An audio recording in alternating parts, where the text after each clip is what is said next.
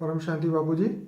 बाबूजी, आज हमें आपको ब्रह्म ज्ञान के बारे में बताएं कि ब्रह्म ज्ञान की वैल्यू क्या है और ब्रह्म ज्ञान की इम्पोर्टेंस पुराने समय से इतनी मानी जाती है कि हर साधु संत महात्मा जो थे हजारों साल तक तप करते थे और ब्रह्म ज्ञान की प्राप्ति के लिए उन्होंने पूरा जीवन लगाया।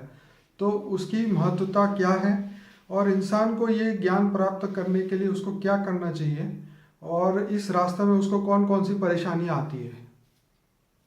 देखो, ब्रह्म ज्ञान पहले तो किसको कहते हैं समझ लो पहले। जी ब्रह्म माना ज्योति, लाइट को कहते हैं जी। ब्रह्म माना लाइट। जैसे ज्योतिर्लिंग कहते हैं ना, इसका यादगार हमारे ब्रह्मांड में, हमारे भक्ति मार्ग में ज्योतिर्लिंग को यादगार मानते हैं पूजा करने के लिए। ब्रह्म माना लाइट, ब्रह्म माना प्रकाश, परम प्रकाश। तो वो परम प्रकाश क्या चीज है जी। तो ब्रह्म को पाने के लिए एक तो निर्गुण ब्रह्म की उपासना भी करते हैं जी। निर्गुण ब्रह्म माना निराकार, ब्रह्म माना निराकार लाइट, जैसे गॉड इज लाइट। जैसे दूसरे धर्म वाले भी मानते हैं ना, गॉड इज लाइट, सारे जहां का नूर। मुसलमान भी कहते हैं नूर माना लाइट, सारे जहां का नूर। तो हमारे शास्त्रों में पहले से ही निर्गुण ब्रह्म की उपासना करने वाले निराकार को मानते हैं। और सगुण ब्रह्म माना जैसे ब्रह्म के अवतार है। तो ब्रह्म के अवतार क्या है? जैसे इन्होंने ज्योतिर्लिंग को शिवलिंग कह दिया, ज्योतिर्लिंग को फिर शिवलिंग कह दिया, ऐसी तरह इस ब्रह्मांड के ब्रह्म को इन्होंने शिव कह दिया। शिव माना ब्रह्म। शिव की निराकारी उपासना करते हैं और शिव की सगुण ब्रह्म की उपासना करते हैं, साकारी अवतारों की पूजा करते हैं। जैसे सगुण ब्रह्म माना साकारी अवतार माना मनुष्य अवतार में जब ब्रह्म के अवतार होते हैं, ब्रह्म माना शिव, इन्होंने शिव कह दिया ज्योतिर्लिंग। तो फिर बाद में क्या है, ज्योतिर्लिंग में जहां 12 साक्षात्कार हुआ शंकर की उपासना माना साकार उपासना। तो ज्योतिर्लिंग की जगह शिवलिंग हो गया। शिवलिंग में 12 जगह जो ज्योतिर्लिंग हुआ, जहाँ शंकर के साक्षात्कार हुए, भगवान शंकर ने जहां जहां भी साक्षात्कार कराया, वो 12 ज्योतिर्लिंग की उपासना करते हैं। अब निर्गुण ब्रह्म माना निराकार शिव, जो परम धाम में रहता है, परम प्रकाश स्वरूप है। अलग अलग लोगों ने उसको लाइट भी कहा, नूर भी कहा। तो इनकी उपासना करने में विटंबनाएं क्या आती है? क्योंकि उसका कोई सिंबल तो है ही नहीं कि तुम उसको कैसे याद करें। योग माना याद, उससे कनेक्शन कैसे जोड़े, उसको किसी तरह याद करें। इन्होंने इसलिए ज्योतिर्लिंग बनाया। ज्योति माना लाइट का, लिंग माना आकार, ज्योति का आकार। मगर ज्योति माना वो परम ज्योत है, परम लाइट है, तो उसको कैसे लगे? तो कई सूर्य की उपासना समझ के सूर्य जैसी उपासना करते हैं, ऐसे सूर्य की उपासना करने लगे। तो अंत में ब्रह्म की उपासना एक सूर्य की उपासना हो गई। आजकल क्या है, सूर्य की उपासना हो गई, ब्रह्म की उपासना माना सूर्य की उपासना हो गई। मगर ब्रह्म ज्ञान से भी आगे बहुत है। ब्रह्म के कई प्रकार है, जिसको अविनाशी ब्रह्म भी कहते हैं। अब अविनाशी ब्रह्म कौन है? जैसे ब्रह्मांड का शिव है, तो ऐसे महाब्रह्मांड का महाशिव जो है महाब्रह्म है। महाब्रह्मांड का महाशिव को महाब्रह्म कहेंगे। तो महाब्रह्म ने सोचा मैं एक से अनंत हो जाऊं, तो ब्रह्म पैदा हो गए। तो ऐसी तरह परम महाशिव जो यूनिवर्स का मालिक है, परम महाब्रह्म भी है। फिर भी ये सभी विनाशी ब्रह्म है। क्या है? अविनाशी ब्रह्म नहीं है। क्योंकि शिव, ये ब्रह्मांड का विनाश होता है, महाशिव महाकाल बन के अनंत कोटि ब्रह्मांडों को विनाश कर देता है। तब ये ब्रह्मांड का शिव भी जीव बन जाता है। ऐसी तरह जब यूनिवर्स परम महाब्रह्म भी, जब महाब्रह्म को भी वो विनाश कर देता है, इसलिए अविनाशी ब्रह्म की उपासना करते हैं। अविनाशी ब्रह्म क्या है? जैसे अभी साइंस वाले प्रूफ दे रहे हैं कि जैसे ब्रह्मांड, महाब्रह्मांड माना गैलेक्सी माना महाशिव, परम महाब्रह्मांड माना यूनिवर्स, ऐसे ग्रेट यूनिवर्स, मल्टीपल यूनिवर्स। तो अविनाशी ब्रह्म, इनको ऑलमाइटी अथॉरिटी कहेंगे, जो निराकार है, जिनका रूप रंग आकार निराकार है। उनका कोई सगुण ब्रह्म नहीं है, वो कभी भी सगुण में नहीं आता। इस शिव के तो अवतार होते हैं, मगर वो जो ब्रह्म है, वो ऑलमाइटी अथॉरिटी जिसको कहेंगे, बेहद का रचयिता, बेहद का मालिक, बेहद का बाप, वो कभी भी साकार में नहीं आता। मगर कब आएगा? क्योंकि वो तो बहुत बड़े विश्व का मालिक है। अविनाशी ब्रह्म उसी को ही कहेंगे। तो मनुष्य उसकी प्राप्ति के लिए क्या करे?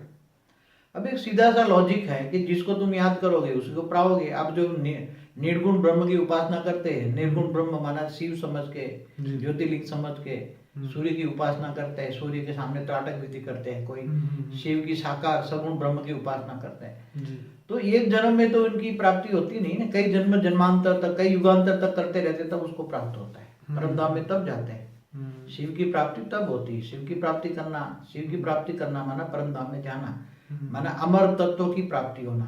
परम धाम में चला गया तो अमर हो जाएगा। इसलिए शिव को पाना माना अमर। मगर महाशिव, शिव और महाशिव दोनों का, ब्रह्म और महाब्रह्म के बीच का भी डिफरेंस समझे। और महाब्रह्म की उपासना करे तो महाशिव के पास जाएगा, महाब्रह्म के पास जाएगा।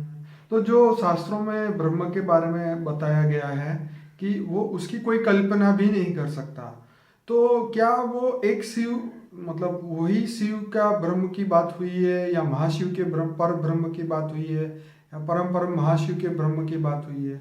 ये बात अभी तक क्लियर नहीं हुई। देखो, शास्त्रों में अनंत कोटि ब्रह्मांड लिख दिया, बरोबर। ये शब्दों को अच्छी तरह समझा पड़े कि एक ब्रह्मांड का मालिक शिव है जी। तो जितने ब्रह्मांड है इतने शिव है ना जी। तो शिव भी एक ब्रह्म हुआ ना।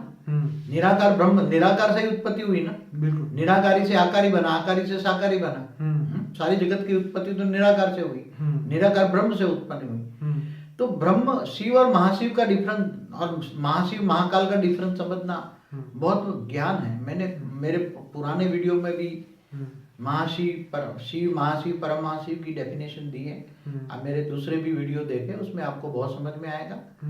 और ये परम महाब्रह्म ब्रह्म की प्राप्ति के अलग अलग मैंने वीडियो बनाए हैं। ये जो आज आपने तो आज ही बताया है कि जो शिव है वो भी ब्रह्म है, और महाशिव है वही पार ब्रह्म है, महाब्रह्म है। पार ब्रह्म परमेश्वर तो शिव को ही कहते थे ना आजकल।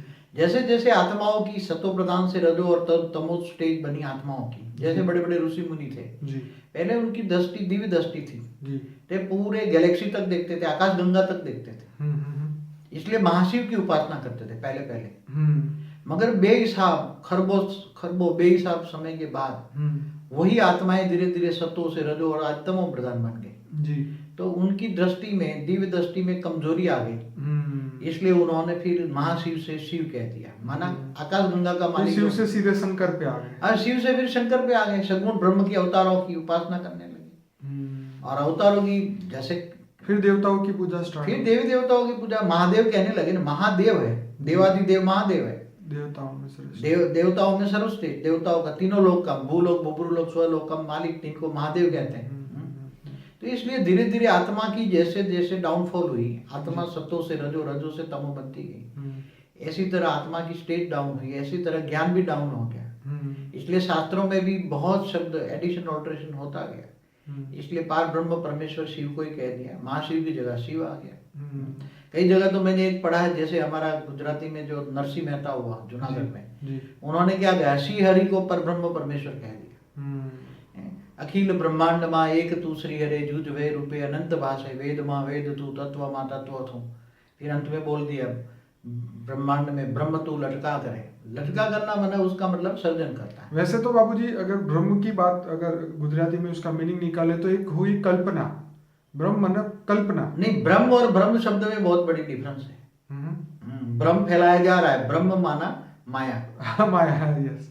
तो माया तो जो सगुण ब्रह्म के जो उपासक है, वो माया में शंकर की उपासना करते हैं, साक्षात्कारों की अवतारों की करते हैं, तो वो निर्गुण ब्रह्म को कुछ नहीं मानते। और जो निर्गुण ब्रह्म को मानने वाले हैं वो सगुण ब्रह्म को नहीं मानते। दोनों में बहुत ही लड़ाई हुई है पहले।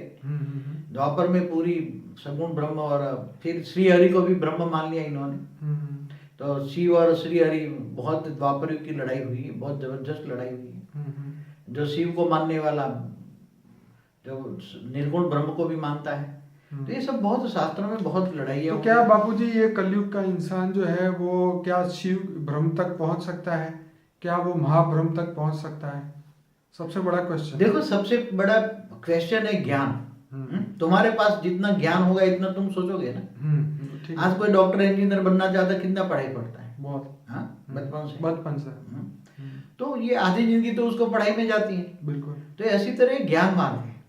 ज्ञान की गहराई में जितना तुम जाओगे, तुम सोचो पहले कि सितारे क्या है, किसी को पता ही नहीं था कि सितारे क्या है। अब जब साइंस वालों ने बताया कि सितारे बड़े बड़े सूर्य हैं, तो जब सूर्य है तो ये सूर्य कैसे बने, सितारे कैसे बने, चांद सितारों से कैसे बने। पहले हम भी जब बचपन में हम कई लोगों पूछते हैं सितारे, ये ब्रह्मांड, चांद सितारे कैसे बने, ग्रह कैसे बने, सूर्य कैसे बना। तो कईयों को पूछते थे तो पहले नेति नेति करके दे देते हैं, बोले नहीं वो तो बना बनाया है, बन रहा ना कोई, ऐसे जवाब दे देते थे सब।